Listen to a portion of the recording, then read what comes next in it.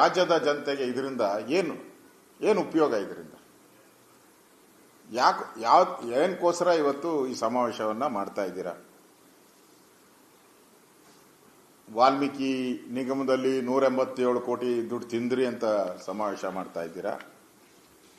ಸುಮಾರು 2,500 ರೈತರು ಆತ್ಮಹತ್ಯೆ, ಸಾಲದ ಬಾಧೆಯಿಂದ ಆತ್ಮಹತ್ಯೆ ಮಾಡ್ಕೊಂಡು ಸತ್ತಿದ್ದಾರೆ. ಅವರ ಹೆಣಗಳ ಮೇಲೆ ಸಮಾವೇಶ ಮಾಡ್ತಾ ಇದ್ದೀರಾ. ಬಾಣಂತಿಯರ ಸಾವು, ಸುಮಾರು 750 ಹೆಚ್ಚು ಬಾಣಂತಿಯರ ಸಾವಾಗಿದೆ. ಸುಮಾರು 1200 ನವಜಾತ ಶಿಶುಗಳು ಮರಣ ಹೊಂದಿದ್ದಾರೆ. ನಿಮ್ಮ ಮೆಡಿಸಿನ್ ಸರಿಯಾದ ಪೂರೈಕೆ ಮಾಡದೆ 2 ವರ್ಷದಿಂದ ಮೆಡಿಸನ್ನೇ ಇದು ಮಾಡಿಲ್ಲ, ಟೆಂಡರೇ ಕರೆದಿಲ್ಲ 2 ವರ್ಷದಿಂದ.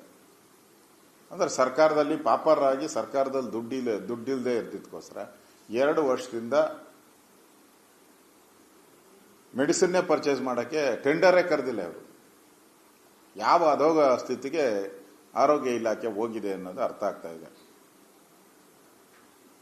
ಈಗಾಗಲೇ 10ಕ್ಕೂ ಹೆಚ್ಚು ಗುತ್ತಿಗೆದಾರರು ಆತ್ಮಹತ್ಯೆ ಮಾಡ್ಕೊಂಡಿದ್ದಾರೆ.